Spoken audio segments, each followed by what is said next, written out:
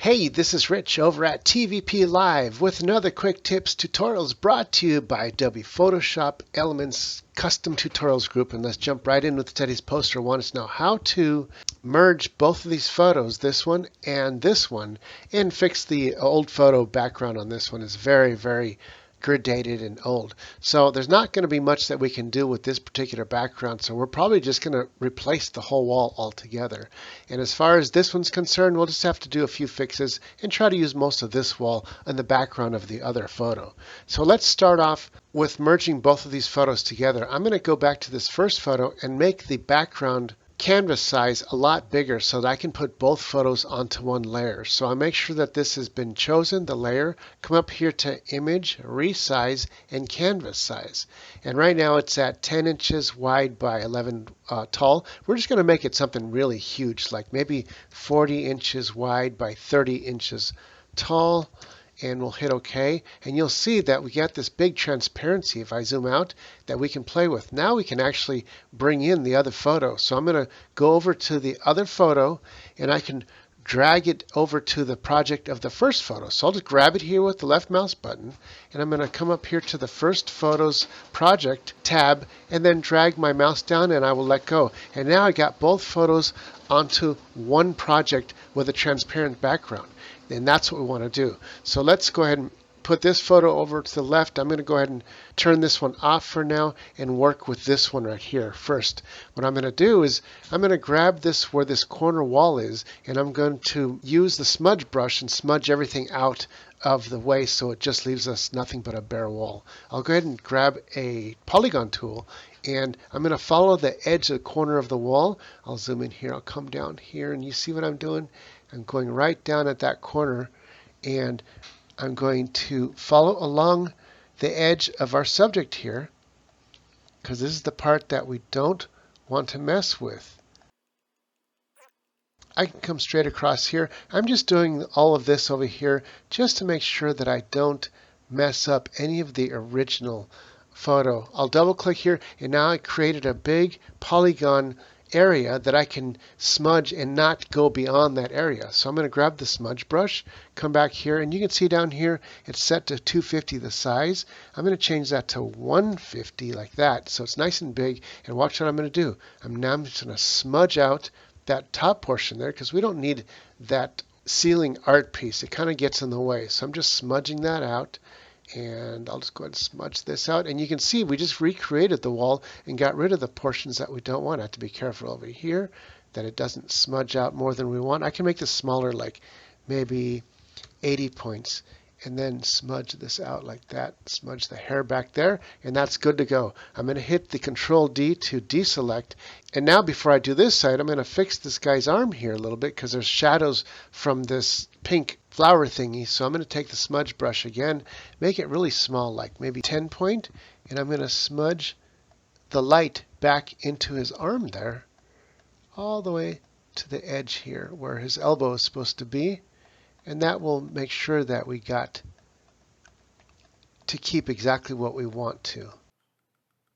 And then we're going to create the same polygon we did on the top. We'll come up to the top here, but on the left side of the photo with the polygon. I'm going to come up here and follow along that same line. The reason we had that line because it was supposedly the corner of the room. We're still going to keep it as a corner and just smudge everything on the other side so that it appears slightly different in color or brightness. Now I'm just cutting down along here. Now the couch behind him kind of goes like over like this. It's kind of hard to see exactly where it's at. And then there's like some sort of flooring stuff. So we'll come down here like this and then come across like that. Come back up, double click to close the polygon.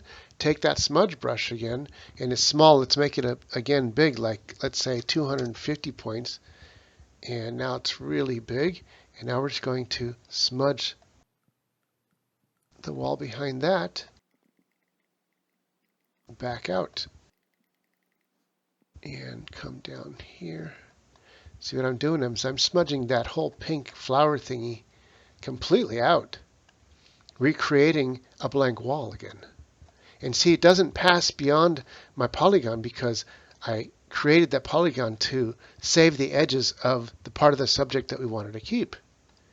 And that looks pretty good. I'm going to Control D to deselect, and that looks pretty good. It looks like the corner of the wall, and it continues up on the right side.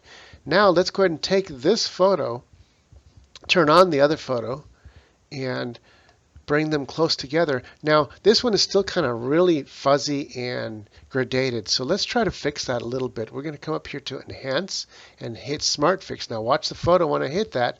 Boom.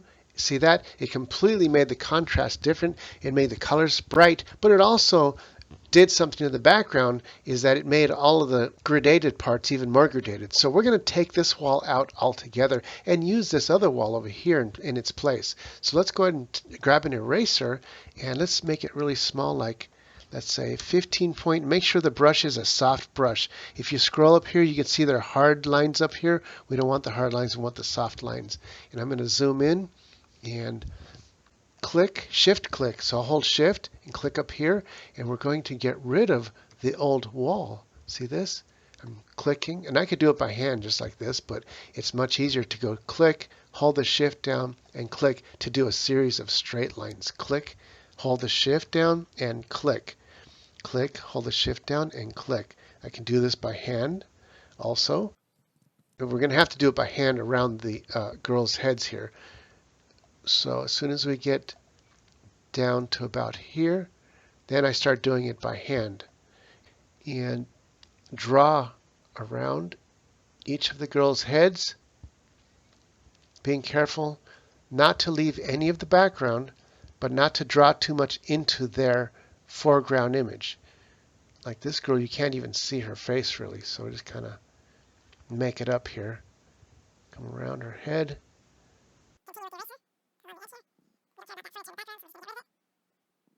And now that we got that whole top portion completely erased, now we can take the polygon and get rid of that whole portion. So I'm going to zoom in pretty tight and start clicking with the polygon tool to create a whole polygon. And the reason why I used the eraser instead of the polygon to begin this was because the old photo's edges is very soft, and the eraser continues with that softness. If we were just to have done this with the polygon without the eraser, the edges would be too sharp and really super noticeable. So a lot of times in photos you have to use an eraser first before you polygon a portion of the photo out. Once we get to the end here, I'm going to come back to where I started. Double click, it closes the polygon. You can see the little marching ants. When I zoom out, I hit delete, watch the wall in the background, boom, it's gone. Now I'll go ahead and fast forward to get rid of these other walls.